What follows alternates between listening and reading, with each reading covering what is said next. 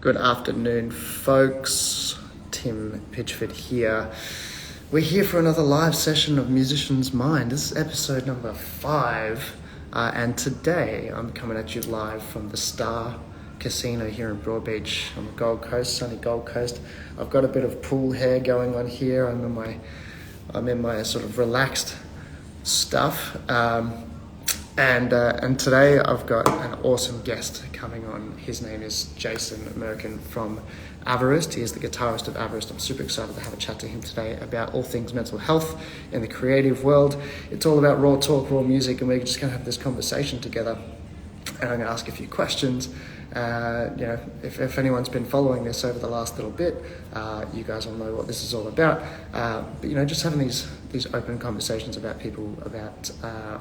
people about all things mental health, because in this creative world we suffer so much, or at least some of us do, with just keeping up. Really, I have had my moments, and I know many other musicians have as well. And since putting out my own worries, my own thoughts, my own issues and surrounding mental health, other people have come to me and said, hey man, I'm suffering too, so let's talk.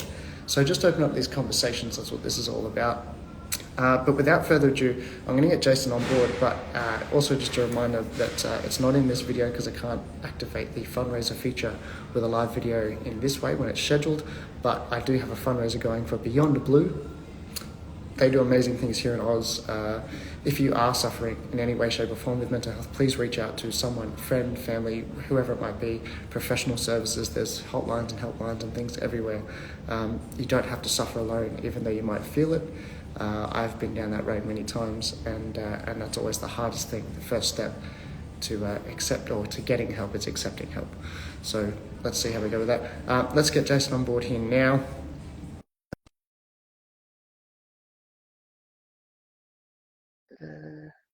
Wait for it.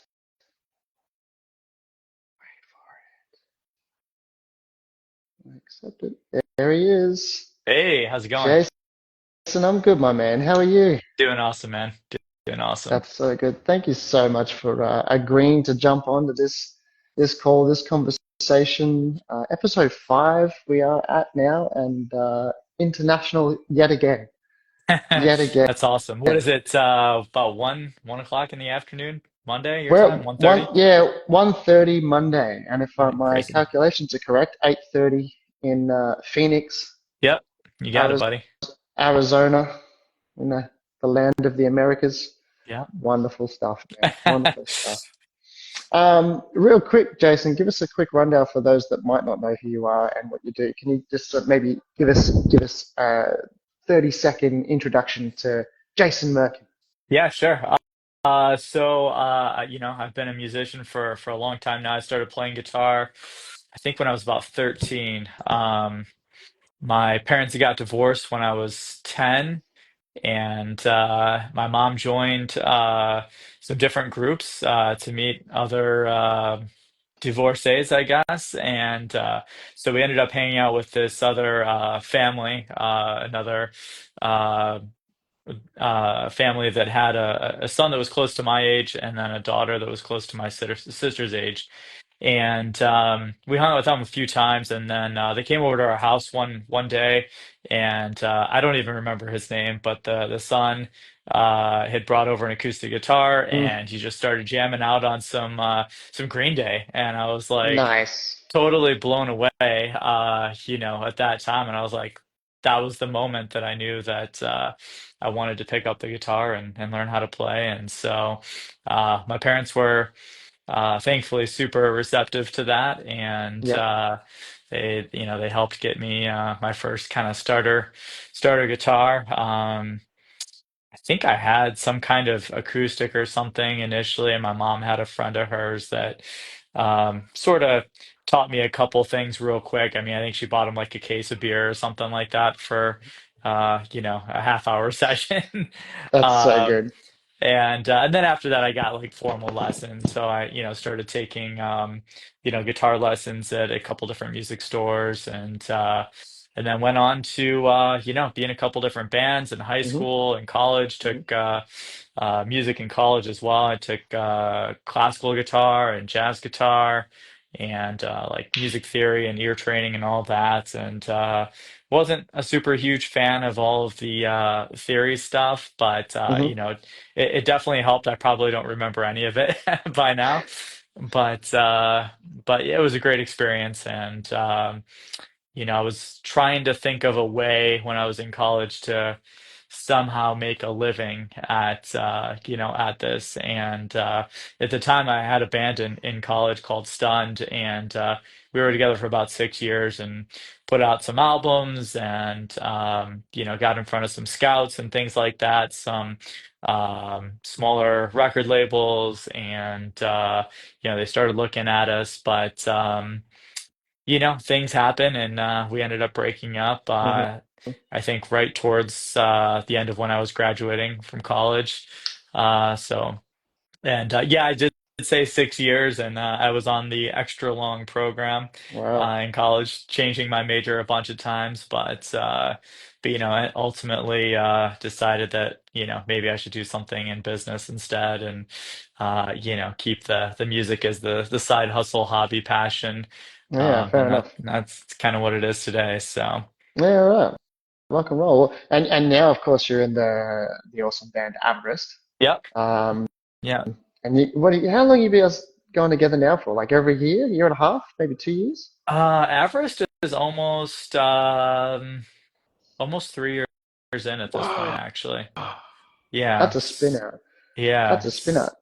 Crazy, So we're man. about almost 3 years in. We've had a few different lineup changes, of Hmm. course, as you might expect. Hmm. So we have a different drummer than when we started, and a new lead singer that came on Hmm. board with us back in March of this year. So Hmm. Yeah, awesome. And of course, full disclosure, obviously, so this is how we know each other. yeah, We met through not through Avarice, it was before Avarice, so on Fiverr, another right. one of my Fiverr connections. And you hired me to do some vocals and production for some of your songs.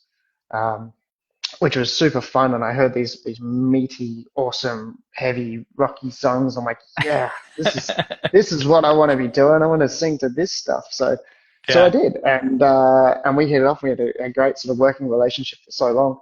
Um, and then, of course, I couldn't exactly come to America and be your vocalist as much as I wanted to. Oh But you God. you Yeah. start you start started Everest and auditioned some singers and we went backwards and forwards again. I did some pre-production for a few of your songs and things like that, which has been awesome. Um, and then, of course, very recently, like what, gosh, it's a little while ago now. When was it that you came over here? June, June. end of June. Yeah, I think end of Yeah. June, early July. Early I July. mean, Yeah.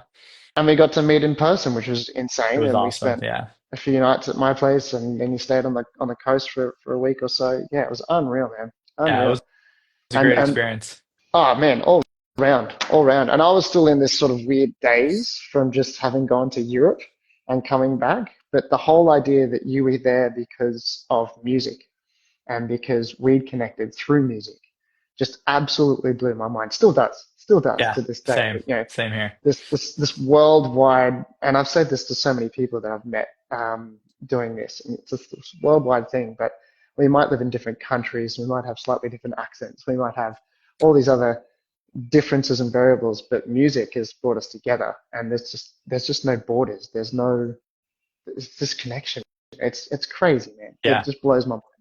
Yeah, I definitely. absolutely, Yeah. I absolutely love it. And I guess to add a little color to that too, I mean, the whole reason, kind of that you alluded to that, I decided to start this band about 3 years ago was from those solo tracks that I had Mm, started recording. And then you actually weren't the first person that I worked with on Fiverr. that's right. There was a couple that I was so new to it, I really had no idea what I was doing, but I had a couple of song ideas, and I thought it might be somebody had told me about it, and so initially I found some guy in Italy, and he did one song with me, which Mm, happens to be a current song that we do now mm, in Aphorist, called Euphoria, that we just released a couple weeks ago, not too long ago actually. mm, And then there was another girl in the mm, UK mm. that kind of looked and sounded just like Avril Lavigne. And that That's was kind right. of I like a, remember yeah, this. Yeah. kind of like a pop rock song that turned out really cool. And you helped with a little bit of the mixing and Production. mastering Yeah. with that Yeah. song. So that was, yeah, Yeah. so that helped a lot. And then you, and then I think just our flavor of styles just totally connected, and it Mm, just matched, immediately with exactly what I had in mind for what I mm. wanted some of these songs to sound like. And yeah, and then how many do we do? Five or six songs, I think, maybe Yeah, something like man. that. Yeah. Yeah. And then that was during COVID. That was during 2020 when I had been furloughed from the company that I worked for, and I had Mm. 2 or 3 months off that I've never had in my entire life. Yeah. So Yeah. I really Wow. got to sit down in front of my front of my studio here, and just start coming up with ideas and start recording. And after you and I had done a handful of those tracks, I really had it in my head that once everything opened up again, and bars and clubs and everything and live music was coming back, that I wanted to play. I was really, really happy with how everything turned out, and I just thought I had to play these songs out live. And Mm. so that's essentially how Avarice was born. That's, And we still play all of those songs in our yeah. set live to this day. They're a little bit different now, and sort of nuanced with our new lead singer, who's we've got a female singer now, so it's a little bit Mm. different. Kind of vibe to our Hmm. sound, but it sounds great. And That's amazing. Sounds yeah, awesome. so Uh, that's that's unreal. It's such an incredible journey. Dare I say that J word, but the journey just from that whole Fiverr experience, the whole um, COVID experience from both our perspectives. It was just all this music came from all this nothingness, but just being inside a house or inside your studio because you couldn't go anywhere, you couldn't do anything. yeah, So it just forced people to do things that they wouldn't normally do. Um, I know for me, it took off like crazy as a vocalist. That people were like, "Oh yeah, I want you to sing all my songs," um, and of course everyone was at home, so they're all making songs, and we could go anywhere. So it's a session vocalist thing, and like yourself, and it helped a lot. And if it wasn't for that stuff, God knows where I'd be, because and you're probably much the same with your work and everything else. Um, Everything stopped, and I know I'm not alone in this. So many people are in the same boat. Everything stopped. I lost all my gigs overnight, lost all my sound stuff overnight. I lost yeah, so much work. And I just made the choice like 3 months prior to that to quit my full-time job um, in sales and went straight into music full-time, doing sound engineering work, doing whatever crew work I could get, session vocalist stuff. And if it wasn't for Fiverr, man, to be honest, I probably wouldn't be here, yeah, which yeah, is for which sure. is which is a crazy part of it all because there was a few moments in that time, and I guess I'm not alone, but there was a few moments in that time where it was like, what am I going to do? My livelihood's just gone down, and at the time, everybody was stuck in that space. You couldn't really see or know the future, so it was like, well, what do we do? And it was, yeah, everybody was in this limbo, I guess, but the music really brought it back to home, I guess, and also outline the importance of music in my life, particularly. Yeah, And of definitely. course, even working with you and a bunch of the other musicians I worked with, the same sort of thing. Everyone's like, man, if it wasn't for this, what would we do? Yeah, Us we would have creatives, been what would we, going there's stir no out. crazy. Yeah, Yeah. man, yeah. And speaking of that, has there been obviously we creatives we go up and down with our journey of music and mental health. They sort of go hand in hand. Has there been a significant event for you that sort of really really brought you down and that you've come back from, if that makes sense? If you've music sort of saved you in that space, or not even music, just anything in general. Is there like a significant mental health event that's happened to you? And if you don't mind, share it. Yeah, it's a good question. There's actually two that come to mind that were probably the most, I take that back, about three that were most Yep. significant in my life. So the first one that happened to me, was actually when I was in college, and I worked for a cell phone store. I was like the manager of this cell phone store, Mm, and one day it was during the week, broad daylight. It was about 12 o'clock in the afternoon.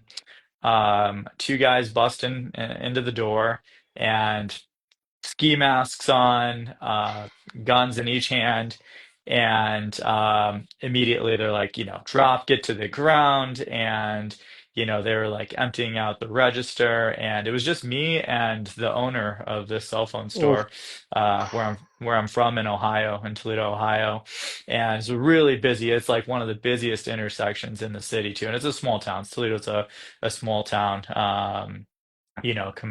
Compared to like where I'm at today in Phoenix. mm, So yeah, so they came in, and the one guy, basically cocked the gun, and I was just standing there at the register, and the owner was off to the side of me, and he was just like, give them whatever they want, and just listen to what they say, and at this point I'm probably, I don't know, maybe 20, 21 years old, something oof, like that. that's a lot. So yeah, so I was freaking out, and at one point, this whole exchange only happened, it was probably like, I don't know, 3 or 5 minutes worth of time, but it seemed like Yeah, forever.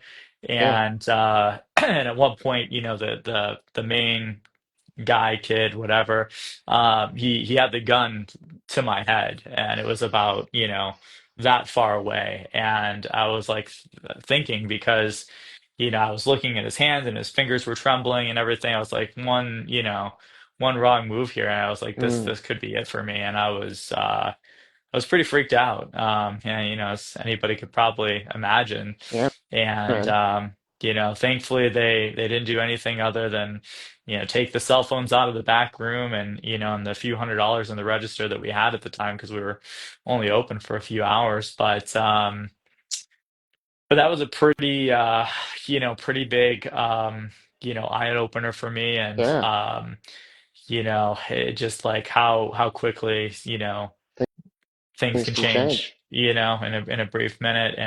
Was And I was in was my there?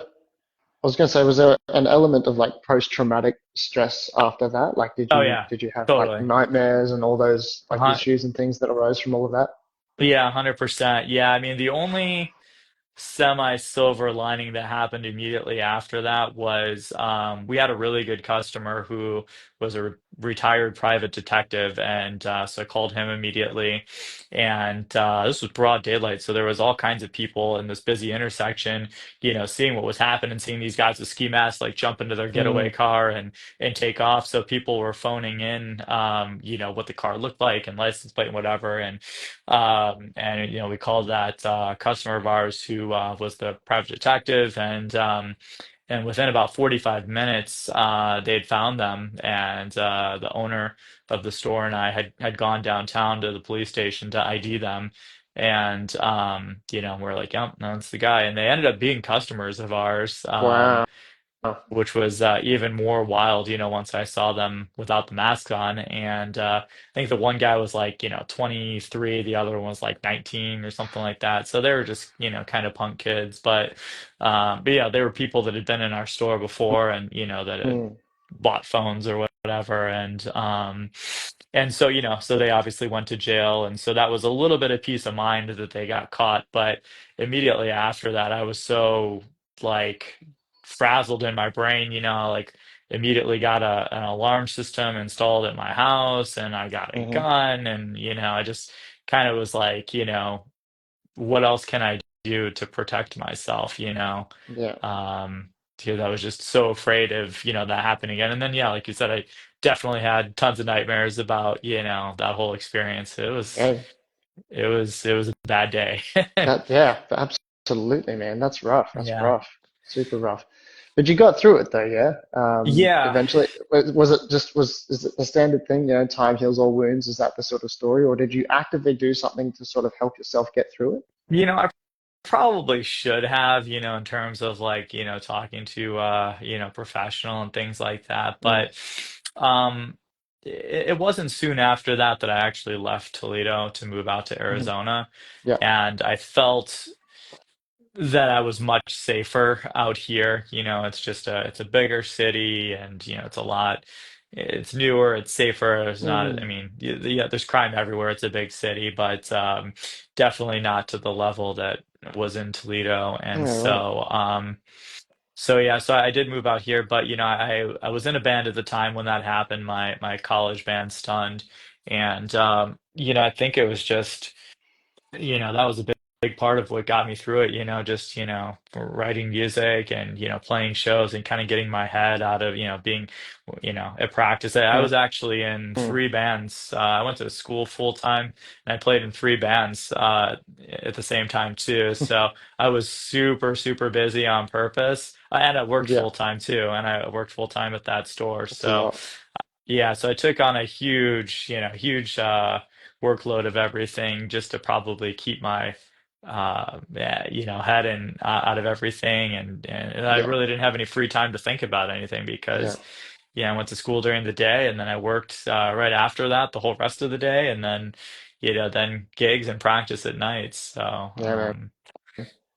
I hear that a lot. So many people cope just by doing stuff, like just moving in general, but they keep themselves busy.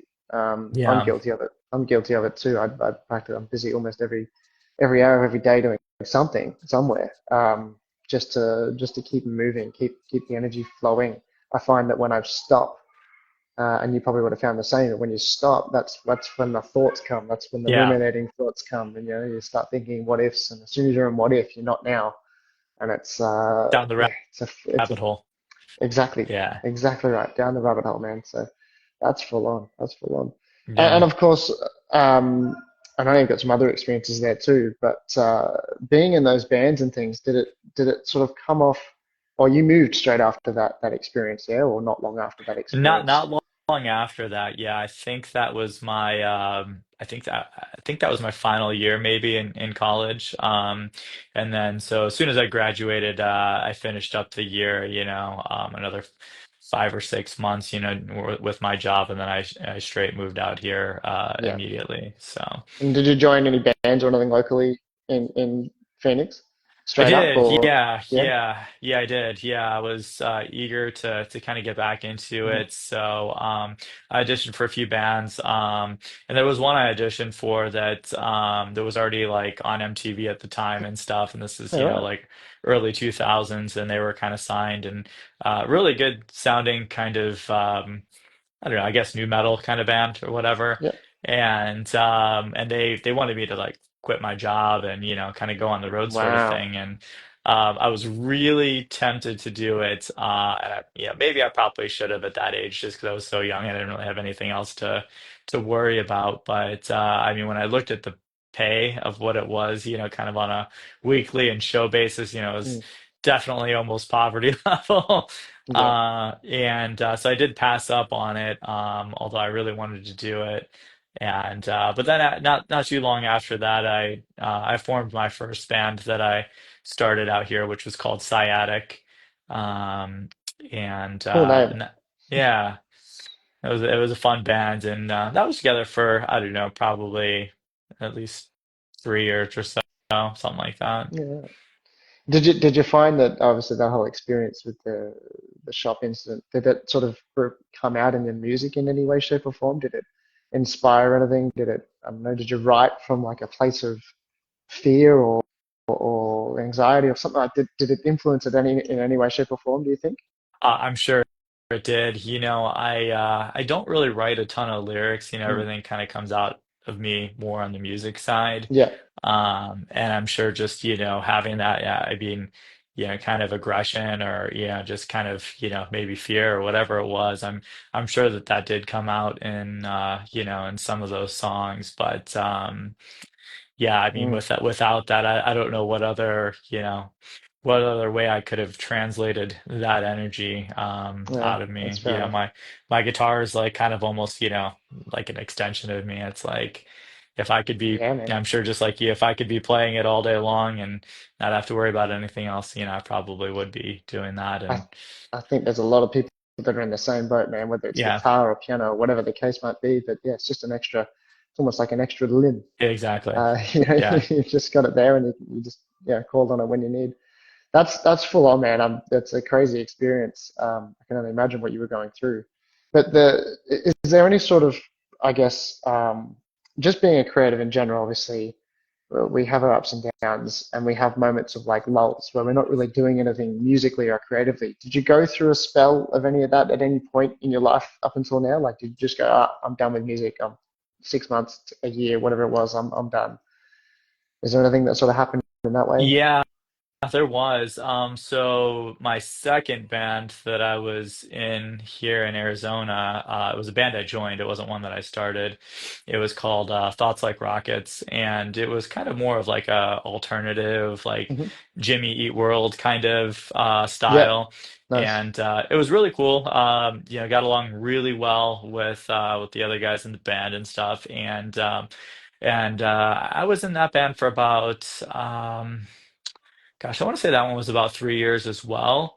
And then it was just like a crazy series of events where, the drummer kind of up and moved to North Dakota. Hmm. He got married and moved with his now wife to North Dakota. My singer, and he was a singer and rhythm guitar player. He got married and everything, and I think everybody was just kind of over the trying to start over, trying to rebuild it, and try to Yeah, find new band members. yeah, And yeah.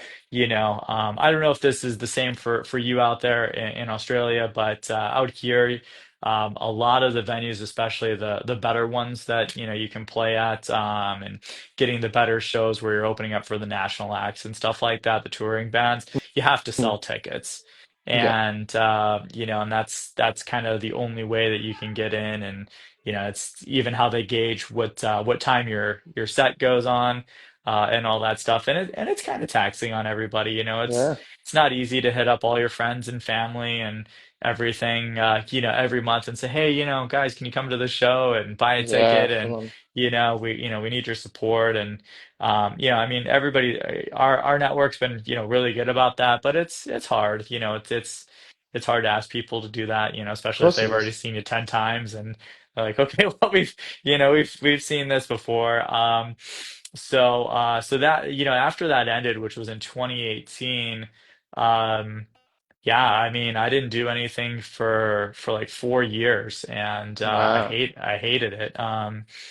And that was kind of the same even from the when I left in college to coming out to Arizona. I mean, I think that when I came out here in 2007, it was from then until like 2012, I want to say. Mm. So I think there's about five years in there, 5 or 6 years where I That's crazy. wasn't doing anything, and then it was kind of the same thing after that last band broke up. So I mean, I've had these really big blocks of time that I mean, maybe it was good that I had a little bit of breather, but definitely longer than I wanted it to be. And I always get the itch Yeah. to want to get back out there and, want to get in front of people and Hmm. perform live and get back in the studio and just that whole Hmm. creative process. So, it Hear really that. kind of makes me insane if I'm not doing it. It's not going to practice and things like that for me, it's not a Yeah. chore. Like I look forward to that at the end, if I'm done at work at the end of the day and we're practicing on Monday and Wednesday, it's not like, oh God, I need to, pack up my stuff and go to practice. Like that's, It's go top of time. mind, top of list. Yeah, Yeah. it's go time for me. That's what I look forward to. So, um, yeah, so Interesting.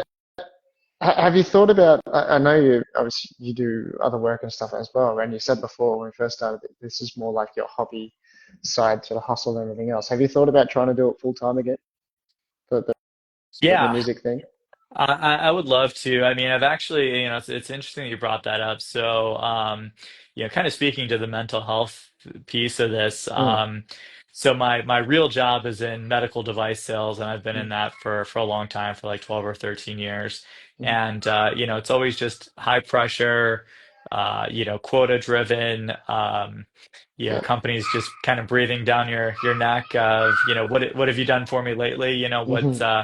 Where are you at with your sales and things like that. And I've worked really, really, really hard for my entire life, with really almost no gap in employment, and working for different companies. And then I went independent. I became an independent distributor and kind of set up my own little company a few years ago, about almost 3 years ago.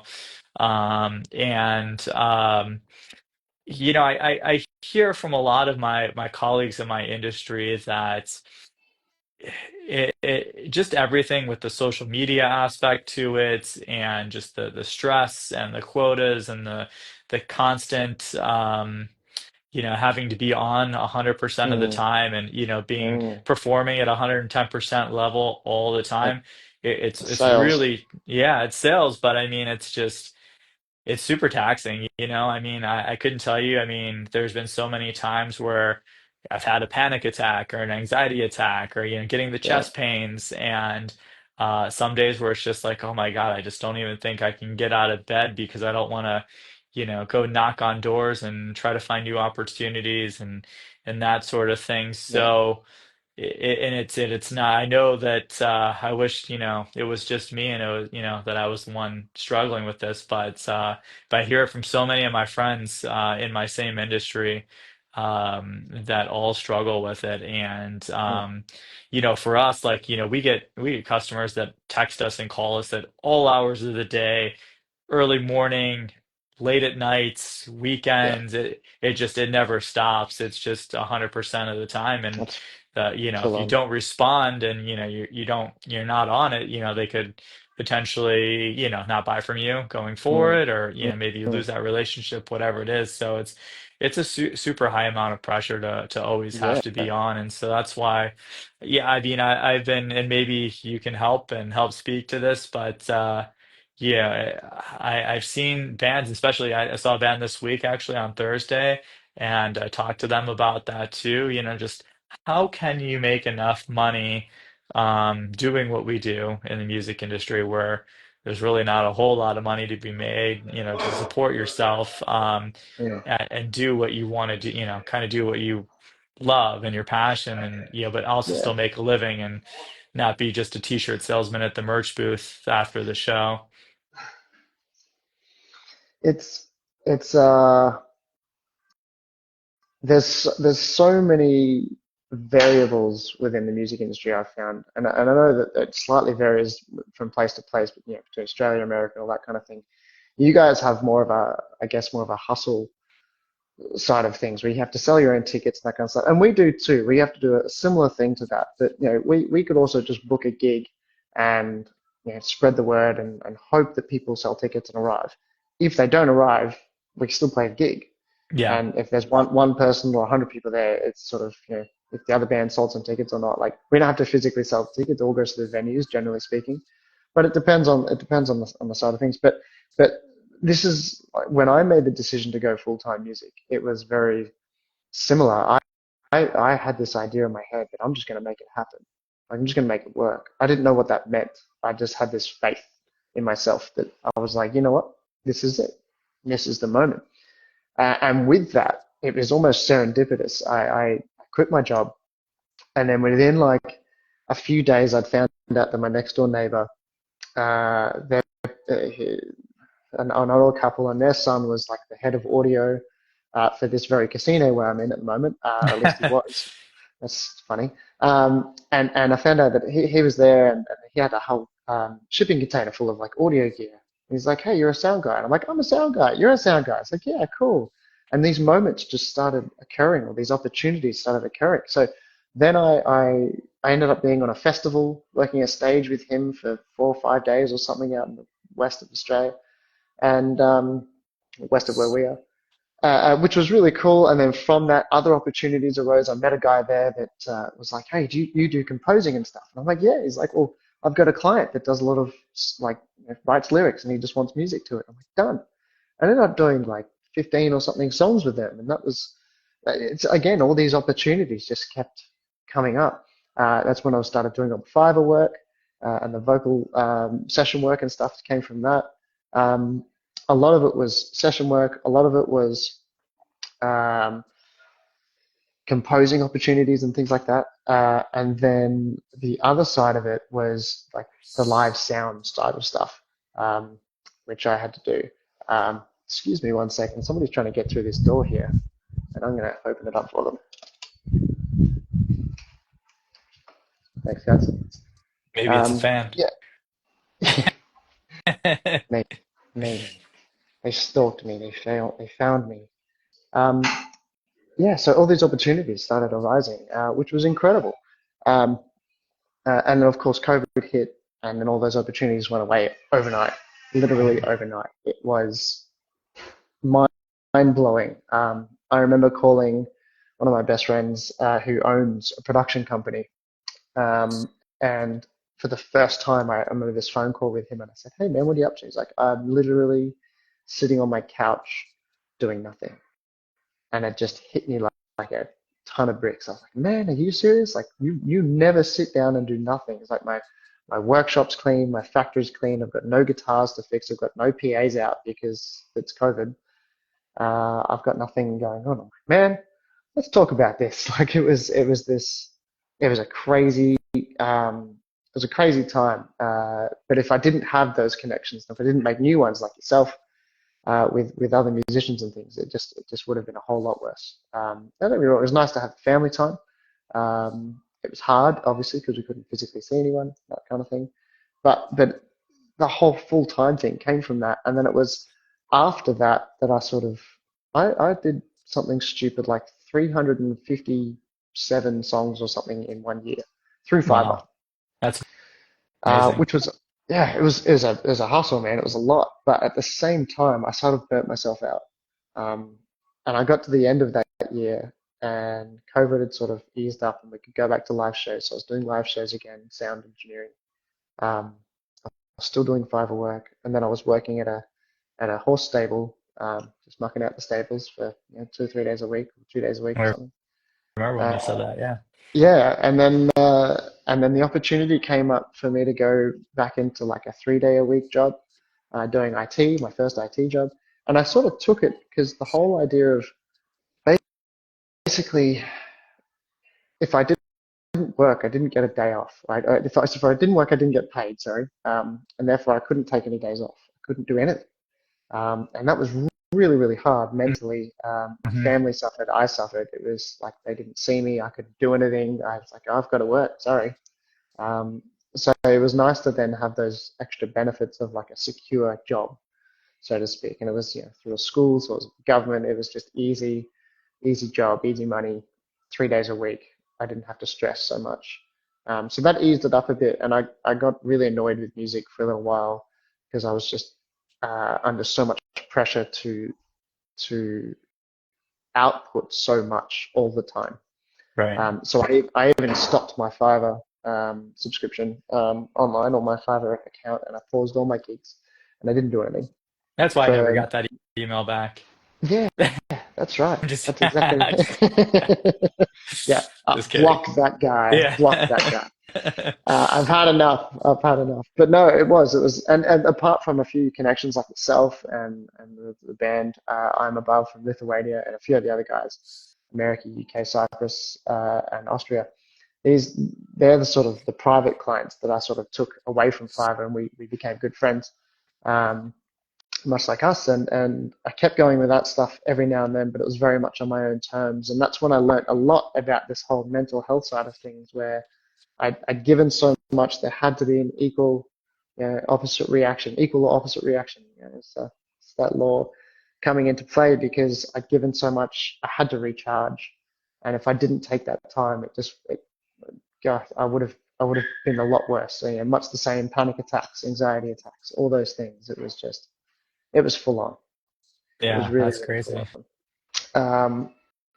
But dealing with that pressure at the end of it all, um, I learned a lot about me and music and taking the time to nurture that space. Otherwise, the output's just not Mhm. there.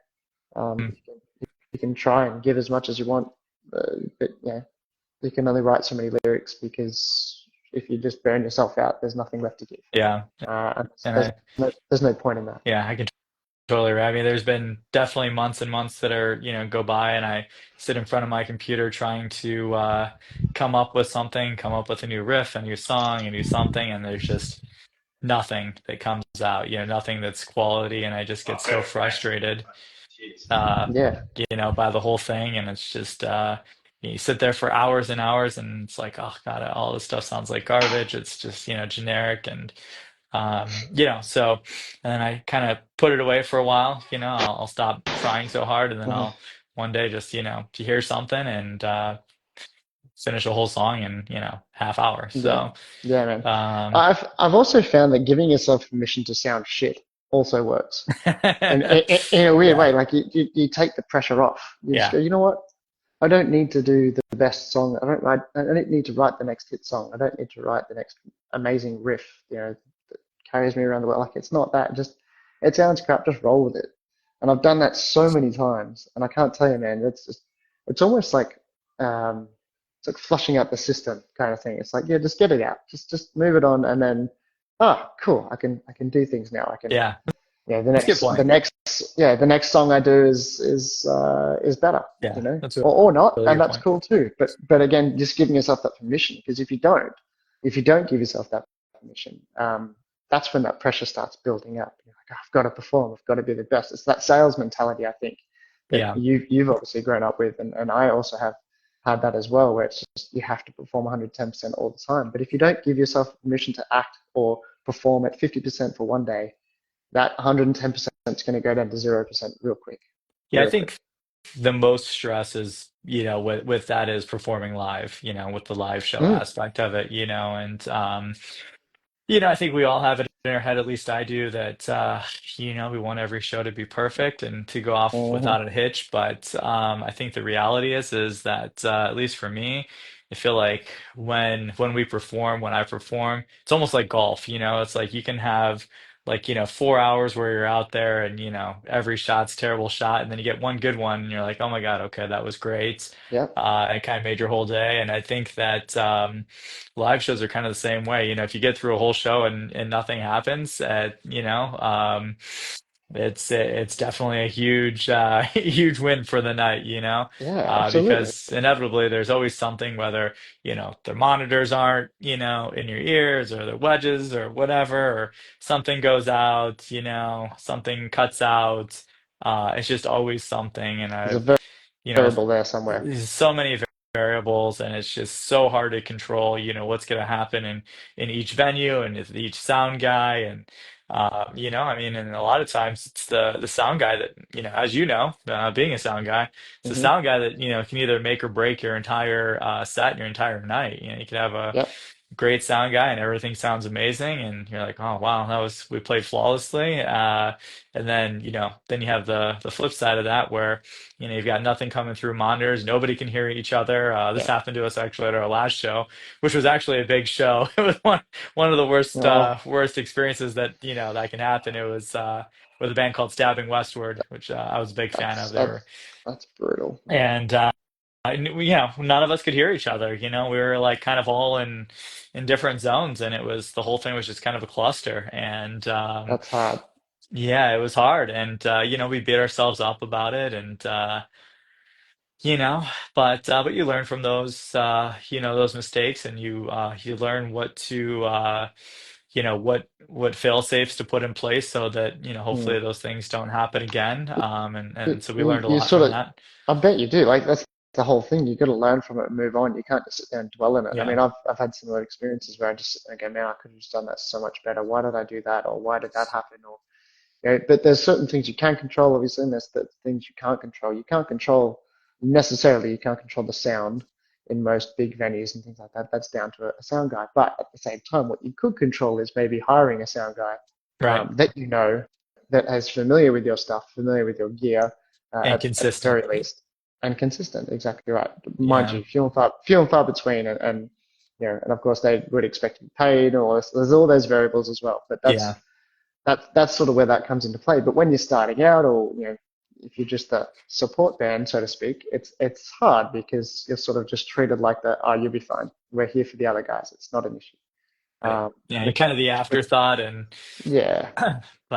but yeah, that's the hard part. So I think one of the biggest takeaways that we've started doing more lately is I have a good friend of mine. So actually, he was the previous singer in my last band too, Hmm. in the Thoughts Like Rockets band. But he quit his full-time corporate job to really pursue his passion in Hmm. photography and videography. And he's a great friend of mine. But so he's been really kind to video a lot of our shows, and That's you awesome. know um, and things like that. And it's it's fine for social media and all that stuff. It's good for that, but it's really good for us to kind of see the playback, Yeah, to kind of go through yeah, it and say, okay, well, what happened here? Let's fix this for next time. yeah. That's And brilliant. so I think that's a huge, relatively inexpensive thing that, that a lot of bands can do. If you can just find Mm, somebody to do some pro shot video for you, for a couple $100 or something like mm. that. And maybe get the live feed from the soundboard, so you can actually hear exactly, That'd what you were be playing nice and to. yeah, what you were doing wrong. So so I mean, and it's just like anything else, just like sports, how they, kind of watch the playback Yeah, and and learn from that too. So I think that's, one bit of advice that I would give is, I think that that's kind of a priceless thing to have is, yeah, man. yeah, That get as is much video as absolutely possible. priceless. Yeah, no, it's absolutely priceless. We used to do the same thing. It was just even just a phone recording. If we couldn't set up the video somewhere nice, it was just put the phone on with a sound recording on it and just hit go. And we couldn't necessarily see things, we could hear things, and we could replay the moments in our heads as to what we did and what we didn't do, and that constructive feedback, man. As long as you don't take yourself too seriously, it's like at the end of the day, you're there to enjoy yourself and have some fun. And I know that I used to put so much pressure on myself as a musician, especially as a vocalist, as a front man, Hmm. just to perform top notch every single time. And it came down to a point where I lost my voice for a festival. It was 3 days worth of shows. We had like 7 or 8 shows in 3 days to do, and I think I did one. Oh Uh, wow. and then the next three, I had no voice. And then the fourth sort of show or fifth show, I had some of a voice, and then it sort of came back slowly. And by the last show, I had something to give, but it was just nothing. And I was dirty with myself for months because I let myself get into that state of mind, and it just put me in this place where I was like, you know what? Out of Fuck your control. Yeah. it. Yeah, It's just out of your out of my control. control. There's Yeah, there's nothing you yeah. can do about it. I That yeah, stuff happens where yeah, you're sick, you've got the flu, whatever, you still have to play the show and you feel like shit, but yeah. you kind of And but it's funny though because it's like like the show must go on mentality, and that's true. yeah. That's true. And we could have pulled the shows, and we would have been fine. Nothing would have happened. We're not AC/DC. It's not the end of the world. But even nowadays, I'm seeing more and more bands, bigger bands, even saying, "Hey, we can't go on tonight due to this." And it's Yeah. generally a pretty big thing. Like the lead singer can't actually sing, or something decent, that they're actually sick, legitimately sick, and they can't just push through. Because the more I find that it's like borrowing health or happiness from the next time. You might push through with I know singers get steroid injections and all sorts of things like that to help Yeah. them get through the night and stuff like that. But then when that wears off, the next day they're even worse. You're dead. Yeah, you're Yeah, totally dead. that's just ridiculous. So I just found looking after yourself in that respect is a huge part of it. But why it came about in the first place was the pressure, and the pressure of trying to be um, the best all the time, and you just can't do that. You It's just can't do impossible. that, and Yeah. you need to accept that you can't do that. And it's Yeah. something that I've had to learn to accept in myself, which I know you're probably much the same. Because again, I think it comes from that sales-driven It is, yeah. mentality, Type A, where like, yeah, the type A yeah, personality and sales driven, and where you just should be absolutely. 100% all the time. But things happen. I mean, I saw a band, a national touring band on Thursday with my buddy, and even though they're not at like, Metallica level status or anything like that, they're still a touring band, and Yeah, of course. I felt awful for them because, as soon as they started. The guitars were non-existent. The sound guys were trying to figure out what was going on. Yeah, They're yeah. messing around with the iPads on stage and everything, and you can see how aggravated the guitarists were. And so it was like 5 or 6 songs before, those even were Mm, kind of in the mix, and they used a lot of backing tracks, so it kind of covered everything up. But you can see them kind of shredding, and nothing was really coming couldn't out. hear it. Yeah, that's And upsetting. then there was a part, later in the set where something they got totally off the click, and the tracks were going and they had totally stopped, and it was just a total disaster, Mm, mm. for about 10 seconds, and I mean those things happen, I mean It really does, unfortunately, man. whether you're the local, opening act or you're the national touring band, I mean, things happen and you Yeah, just have to roll with the punches and move on. yeah, I hear that, man. I hear that. Um, I wanted to ask too, is there a song that is kind of like your go-to song? Like maybe it's something that's pulled you through some mental health stuff, or maybe that has um, maybe it's just something. I have one of my guests, Josh, and he was just on here before. Hey, Josh. Um, he had this song where he's like basically deposited memories into this song, which I thought was such a cool idea. You know, all the good things uh, he gets back from when he listens to this song, which I just love that idea. But is there something similar for you, or just a song that resonates with you that gets you through the rough times? Yeah, yeah, there is. And I don't know why it's the case, but Interstate Love Song, Stone Temple Pilots, Great song. for whatever reason, I mean, it's part of my childhood. I think that came out when I was, gosh, I don't know, maybe in high school, no, junior high or something. Yeah, I don't know, but you know, it just always there's something about that song, just the whole vibe of it that just kind of makes me happy inside. Every time I listen to it and it never gets old. I could listen yeah, to it every single day and I'd go, that's still a killer song. yeah. It is a Um, killer song, man. and it was just so beautifully written. Everything is just totally perfect in it. And I can't really identify like where it puts my brain, but I would say that's probably the one song that I would go to, especially if I'm like not having a good day or Yeah, something nice. happened and just blast that on and That's it great. it just definitely helps. That's awesome. It's funny because I had to learn that song. I had to cover that song. We were asked to sing it for a wedding. Oh, really? This is like 10, 12 years ago or something now with my old duo. And it was one of his favorite songs, my duo partner's favorite songs at the time as well. And I remember learning it going, man, this is a killer song. It's a really, really cool song, nice and uplifting at the same time. But I don't know. Yeah, I agree. There's something about that song that's a really cool vibe and feel to it. I love how music can do that, man. Honestly, What's I just yours? I've got a few. When I did the introduction episode to this, my song was "It's Pushing Me Away" by Linkin Park, but it was the Live in Texas version, which is slightly different to the original. And that song to me, they got me through all my high school years of bullying and all sorts of stuff. So it's a very, very strong sentiment to that song, or very strong emotional attachment to that song. But the other song that I have actually is, and I can listen to it any time, any day, anywhere. And it's Iris by the Goo Goo Dolls. Oh, okay. Yeah. That's like one of my all-time favorite It's a songs. great song. Yeah. It is a great song. I remember trying to sing it, when my voice hadn't quite cracked or my balls hadn't quite dropped at the time. I remember trying to sing it as loud as I could at home and really reaching to hit those high notes, or what I thought were high notes. Just turns out it's a physicality.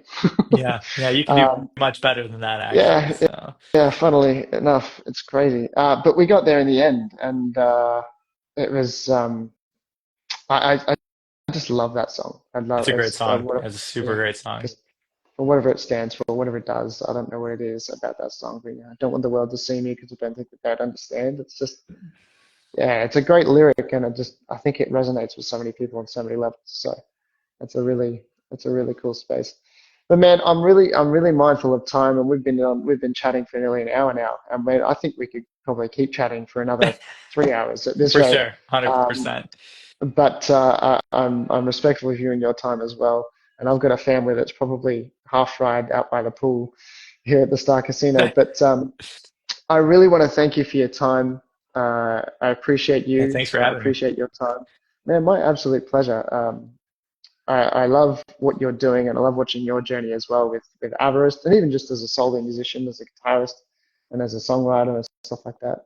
My door's always open if you need to, one, chat, two, play music, three, produce music together. Whatever we want to do, it's going to happen. I'm sure we'll do many more things Likewise, for in the sure. future. 100%. Yeah, Thanks, man. 100%. In fact, I will tell you, we had a band meeting last week, a dinner. I was like, "Hey guys, we need to grab a bite and talk about a few things. But one of the things we did talk about kind of going forward was we're like, you know what, we really need to do pre-pro for all of our stuff going forward. And where everybody was just like, well, why don't we just work with Tim on that, you know? And That's nice. we'll track here, you know, locally at one of the studios. But Yeah.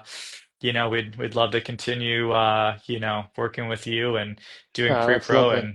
and you know, getting your advice and input on that because it definitely made a huge impact, you know, not only for the stuff we've done, of course, but also for some of the Avarice stuff that's now out finally streaming. Awesome. So Awesome, man. So, so, so yeah, so stoked for you guys. That's incredible, man. Well, yeah, congrats to you and the band for the releases, of course. Great job. Stellar job. thank you, Awesome thank mixes, you. awesome songs. And I'm sure we'll be seeing a lot more in the future. And hopefully one of these days I can make it over there and we That'd can be do awesome. a live show Yeah, together, which would be incredible. I would love Uh, that. That'd be awesome. yeah, that'd be a journey and a half, wouldn't it? That'd be Yeah, so much fun. that'd be so Oh, cool. man. Yeah, you mentioned Well, Lincoln Park. I was just gonna say real quick. So yeah, we're yeah. our next show is actually with an amazing Lincoln Park tribute band called In the End. They're from LA, Yes. from California. Yeah.